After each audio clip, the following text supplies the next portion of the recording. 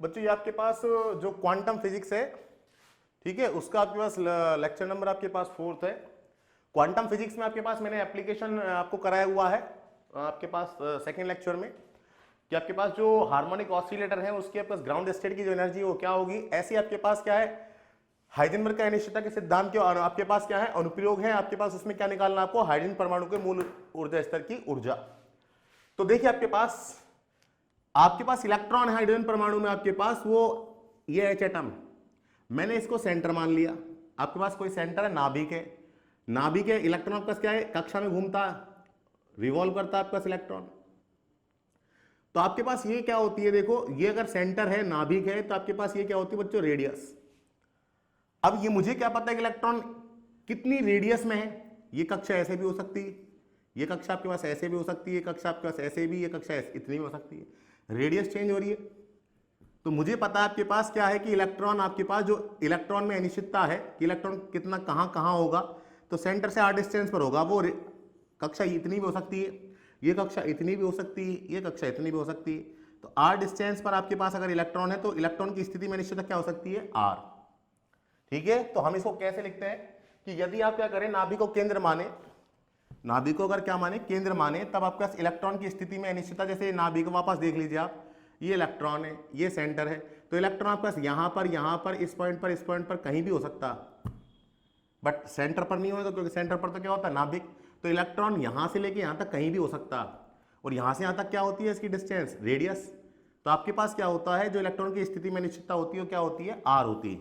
तो आप इसको कैसे लिख दोगे, देखो यदि नाभिक को या प्रोटॉन को, यदि नाभिक को केंद्र माना जाए, केंद्र माना जाए, तब इलेक्ट्रॉन की स्थिति मुझे क्या करनी है, एच एटम के ग्राउंड स्टेट की एनर्जी निकालनी है। तो देखो यदि नाभिक को केंद्र माना जाए तब इलेक्ट्रॉन की स्थिति में अनिश्चितता, इलेक्ट्रॉन की स्थिति में अनिश्चितता किसके बराबर होगी, अनिश्चितता त्रिज्या के बराबर होती, अर्थात दैट इज आपके पास क्या होगा, स्थिति में अनिश्चितता आपने क्या मान ली, r। ठीक है, हाइजेनबर्ग का सिद्धांत लगा दीजिए, हाइजेनबर्ग के अनिश्चितता, हाइजेनबर्ग के अनिश्चितता के सिद्धांत से। ठीक है, तो हाइजेनबर्ग के अनिश्चितता का सिद्धांत क्या होता है, del x into del p x equal to h cross by 2। अगला स्टेप देख लीजिए अब आप, स्थिति में अनिश्चितता कितनी है, r, del p x is equals to h cross by 2। अगला स्टेप, डेल पी एक्स आपने लगा लिया एच क्रॉस बाई 2 और ये आपके पास आ गया r। तो बच्चों का संवेग में अनिश्चितता ये आ गई। तो जो संवेग में अनिश्चितता है वो आपके पास क्या होगी, तो देखो मैंने आपको बताया हुआ है, लास्ट लेक्चर देख लेना। जो आपके पास अनिश्चितता होती है, अनिश्चितता आपके पास होती क्या है, कि जो अनिश्चितता है वो आपके पास होती क्या है, वापस देख लीजिए, मेरे पास ए और बी, ए से बी तक 5 मीटर है, ठीक है, x बराबर 5 मीटर। तो इसमें अनिश्चितता क्या हो सकती है कि मैं मेजर ही ना करूं, एरर, अनिश्चितता एरर, ठीक है, अनसर्टेनिटी, वो आपके पास क्या हो सकती है, मैक्सिमम 5 हो सकती है, और आपके पास मिनिमम कितनी हो सकती है, 0 हो सकती है। तो आपके पास क्या है कि संवेग में अनिश्चितता ये आ गई। तो देखो हम इसको संवेग में जो अनिश्चितता है उसको p के इक्वल मान सकते हैं, क्योंकि जो संवेग में अनिश्चितता है वो क्या होती है, p के इक्वल भी हो सकती है। जैसे आपका स्थिति में अनिश्चितता एग्जांपल बताया था कि आपके पास a से b 5 है, तो स्थिति में अनिश्चितता कितनी हो सकती है, मैक्सिमम 5 भी हो सकती है, या कम से कम आपके पास 5 तो होगी होगी। तो आप इस लैंग्वेज को लिख दीजिए, देखो न्यूनतम ऊर्जा स्तर की ऊर्जा ज्ञात करने के लिए संवेग में अनिश्चितता को निम्न प्रकार से लिखा जा सकता है। तो आपके पास देखो किस तरह से आप लिख सकते हैं इसको, देखो कि आपके पास संवेग में जो अनिश्चितता है उसको किस तरह से लिख सकते हैं, ये आपने थ्योरी लिख दी है एज इट इज।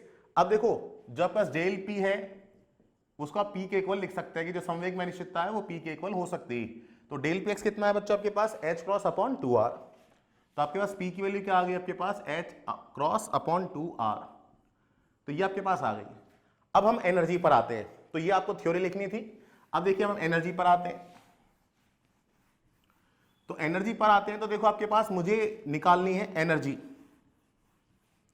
तो देखो आपके पास एनर्जी आपके पास क्या होगी, देखो अब हम निकालते हैं किसी ऊर्जा स्तर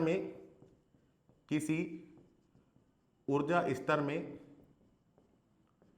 कुल ऊर्जा, मुझे न्यूनतम ऊर्जा निकालनी है, कुल ऊर्जा को निम्न प्रकार से लिखा जा सकता।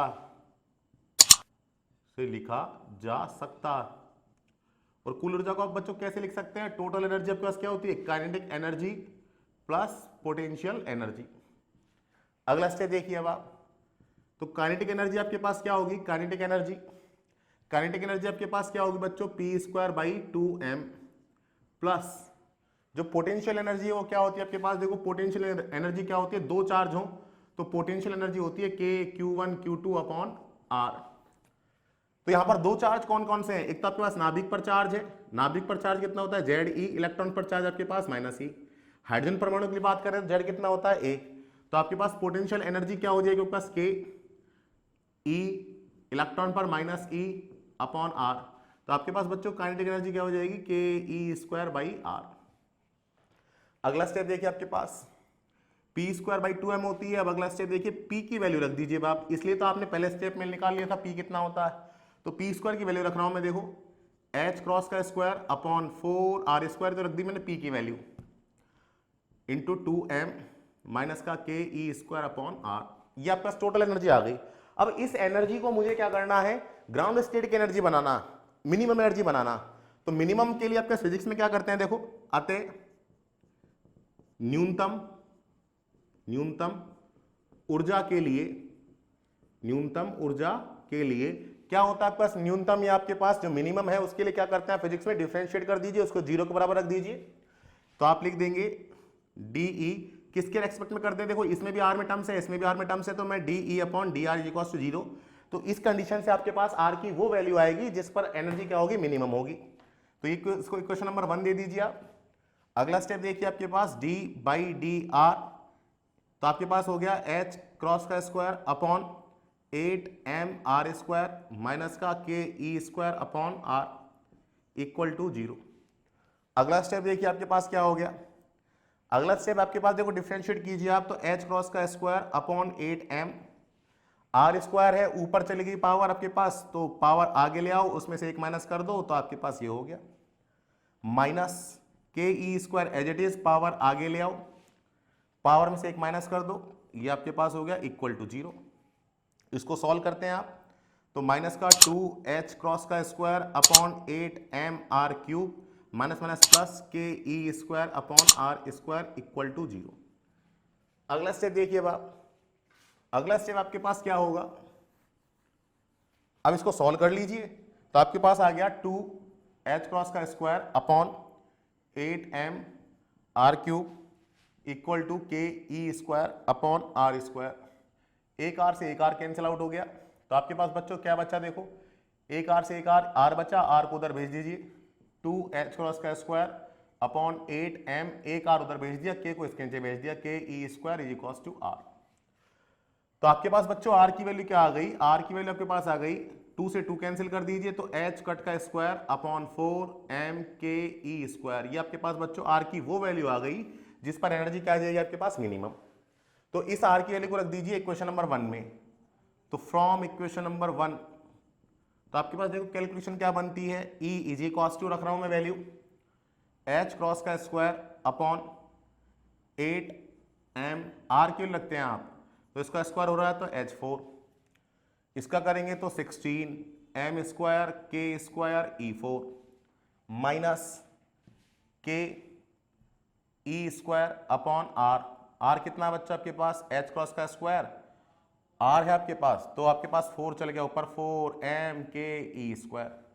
अगला स्टेप देखिए आपके पास क्या आ गया, E इज इक्वल टू, इससे कैंसिल आउट कर दीजिए आप, इससे ये कैंसिल आउट हो गया, 2 आ गया आपके पास, तो देखिए आपके पास कितना आ जाएगा 2 m से m आप कैंसिल आउट कर दीजिए, 2 m k square E4 upon आपके पास बच्चों क्या बच गया h क्रॉस का स्क्वायर, माइनस यहां पर देख लीजिए आपके पास बच गया 4m k square E4 upon h cross का स्क्वायर।